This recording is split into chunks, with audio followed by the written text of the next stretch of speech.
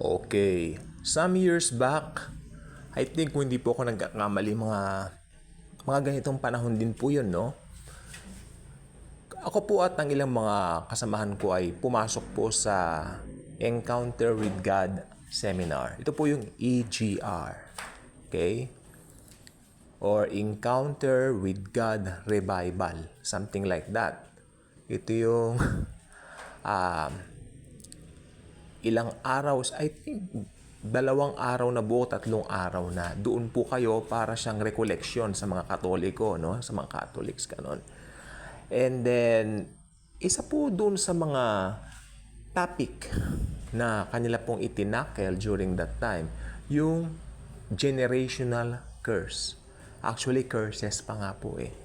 Sabi po nila, ito po yung naisasalin from one generation to another. At para daw matanggal yung mga generational curses na minana mo, actually curses, madami daw eh, kailangan mo raw pumunta roon at magpalista. Actually, yan po sinabi. Lalaya ka.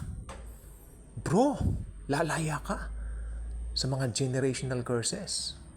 Kung magpapalista ka na, ganon. At naalala ko, pati yung uncle ko, sinama ko na rin, ganon. Pero ako, Christian na po ako noon, ha. Don't get me wrong, believer na po ako noon. Pero yung uncle ko, hindi pa po believer, sinama ko para at least makapag-akay or something, makapagdala ng kaluluwa sa Panginoong Yesus. Which is, ayan po naman talagang hangarin ko. Tapos, may session po na nagsalita doon yung isa, sabi niya. Na isalin daw yung mga generational curses na yan mula sa mga magulang natin hanggang sa atin. Okay. Pagkatapos, meron pong event dito na ikaw ay pipikit ka. Tapos may pako ni Jesus Christ daw yun, sabi nila. Pero syempre hindi, no? Tapos yung koronang tinik, parang tutusukin ka ng bahagya. Bahagya lang naman para ganito yung kanyang sinasabi habang nakatusok yung pako ng bahagya. Iyong alalahanin na ang Panginoon ay namatay para sa'yo. Ano naman ang magagawa mo sa Kanya? Something like that. Wow! During that time po, gusto ko po itong liwanagin. I want to make this clear. Hindi ko pa po alam masyado noon ang grace. Oo, I read the Bible, pero hindi ko alam yung tinatawag na rightly dividing the word of truth or rightly dividing the scriptures. Because of this EGR, nakakapunta kami sa iba't ibang parte ng mundo. Sumasama po ako. Siyempre, masarap mamasyal. Hindi po ba? But, nung nakilala ko talaga yung grace, it's all about the Lord Jesus Himself. Kung tutuusin po, yung sinabi nung nag-preach o yung nag-talk, sabi niya, kayo may naman na kayong mga generational curses. Nung pumasok po ako sa grace, actually, ang totoo po niyan, lahat po ng tao may curses. Kasi lahat po ng tao born under sin. Hindi po ba? So, napakaganda po nakilala ko yung grace ni Jesus. Pagkatapos, meron pong event dito. Ito yung pinaka-climax ng event. Ito po, nagulat sila sa akin dito. Ito po, sabihin ko po totoo po sa inyo. Nag-observe ako eh. Pero masasabi ko, skeptic ako ng konti rin sa papatungan ka sa ulo. Ngayon daw, ang sabi, ito po, makinig pong mabuti. Ngayon, tatanggapin nyo na ang Holy Spirit, kapa niya. Eh ako noon, sige lang. Pero, matutumba kaya ako? That's what I had in mind. Bata pa po ako noon, ha? Bata pa ako, although. Pero, nasa isip ko, ako kaya itutumba. Do I really have to give in, to what they're doing? Like for example, all of them are falling away, tapos ako hindi. All of them falls to the floor, ako hindi. Ano ba kaya ako? So, pumila na po lahat para magpa-lay hands nga, ano po. Tapos, pagdating po sa akin, tinignan ko lang po yung nagle-lay hands. Amerikano po siya. Tinignan ko siya, tinignan din niya ako. Tapos, in the mighty name of Jesus, may mga incantations na sinasabi. Nagulat po sila. Tapos, pumupunta na sa likod ko yung mga Hindi po ako natumba. Actually, 2 beses po nangyari yan ng mga seminar. Hindi po ako natumba. Hindi po ako natomba. Actually, ilang kaming hindi natomba. Yung isang matandang kasama ko hindi rin po natomba. Skeptic din kasi siya. Until nalaman ko yung aral ng grace, mali pala yung mga turong ganon. Aba, yung salitang receive the Holy Spirit now, that's wrong. Bakit mo i-receive ang someone na nasa iyo na?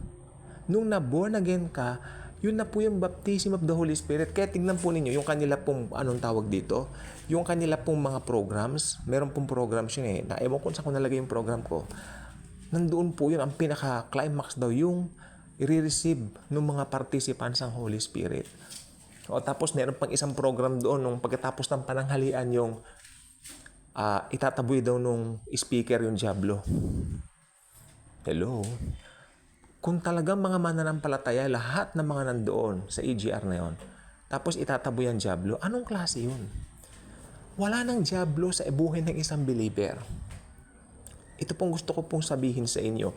If you read the Bible, you really have to know how to divide the Bible according to its context. Tawag nga dito rightly dividing the scriptures or rightly dividing the word of truth. Mahirap pong ma-deceive. Pag Kristiyano ka, nandiyan ang salita ng Panginoon, you really have to pick it up, open it, read it.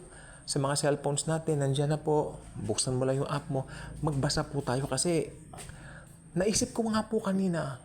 Kasi may nakita po akong kasamahan ko dati na kasama namin doon, sumama. So, siyempre na-recall ko po, ganyan naman po talaga ang buhay.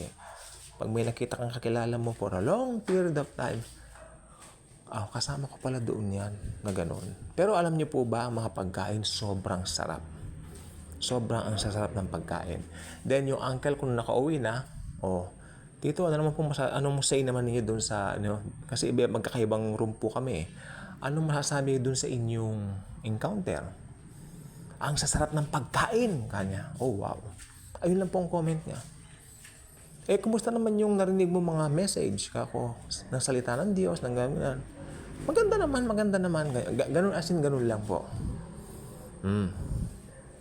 Yun yung 750 na ibinayad. Ano po?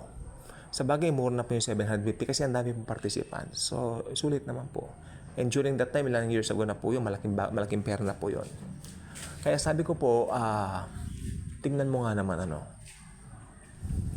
mga ganyan na kung hindi ka nga naman grounded sa salita ng Panginoong Hesukristo, go ka lang ng go Kasi kumbaga you just have to go with the flow, do what others are doing, okay, fine, go with them. Kasi kapwa Kristiyano mo, okay, go with them without even asking kung ano yun. You know what? Nung sabi po nila sa akin, maganda yun. Ganun po agad ang banat. Ano ba pinag-uusapan ninyo? Maganda yun, EGR, Encounter with God Retreat. Retreat. Opo, o revival, something like that.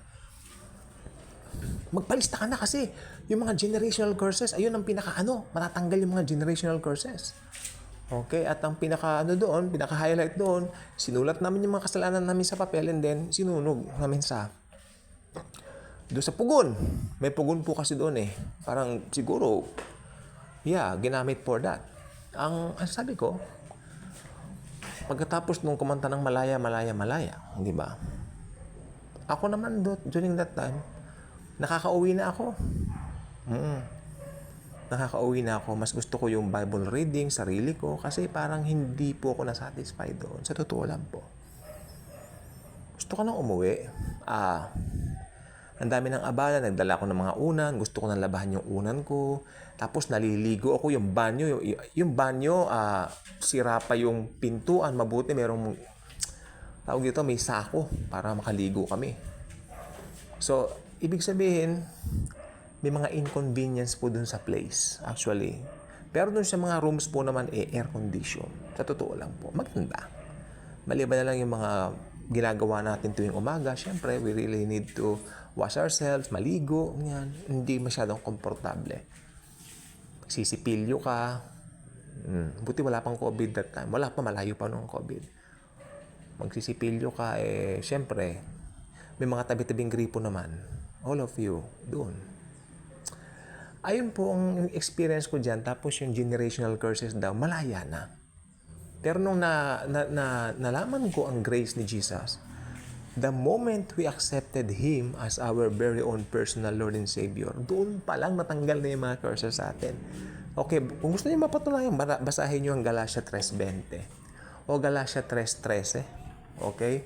Yung mga tumanggap kay Jesucristo, lahat ng kanilang mga kasalanan, ipinako na rin doon sa puno. Puno, I mean yung puno, tree. The curses are those who are hung in a tree. Di ba si Jesus po yung hilang sa tree in order to represent us. Ganun po. Yun, naalala ko lang po. And anyway, this is a good vlog dahil gusto ko po pounded tayo, grounded tayo kung sino tayo kay Christ Jesus na malaya tayo. Malaya tayo. Tapos kanta kami ng kanta ng Come Holy Spirit, Come Holy Spirit. Tanong ko po sa inyo, ang Holy Spirit po ba, di ba tinanggap mo na tapos lalayasan ka uli? No, hindi po. Ang Holy Spirit, sabi po ni Jesus, He will be with you and be with you forever. So, kanino tayo maniniwala? Yun lang po ang tanong ko. Siyempre, sa Panginoong Jesus. Kaya kung hindi pa kayo subscriber sa channel na ito, I invite you to do so. Medyo napahaba, pero okay lang po. I really feel urged to do this dahil sa totoo lang po, marami po ako nakikitang believers na parang hindi nga nila alam talaga kung sino sila kay Lord Jesus. Okay? So, nakatulong to. Yung mga experience namin from the past, nakakatulong din naman po. So, I hope makatulong. Medyo hindi nga lang po magandang pakiramdam ko po ngayon dahil init na init pong katawan ko. Parang sumusumpong yung hika ko. Ganun po. Pero okay lang po naman. Pero hindi ko mapapalampas na hindi gawa ng vlog ito. Kasi, nung mga panahon na yun, sa totoo lang po, I can say that I'm innocent.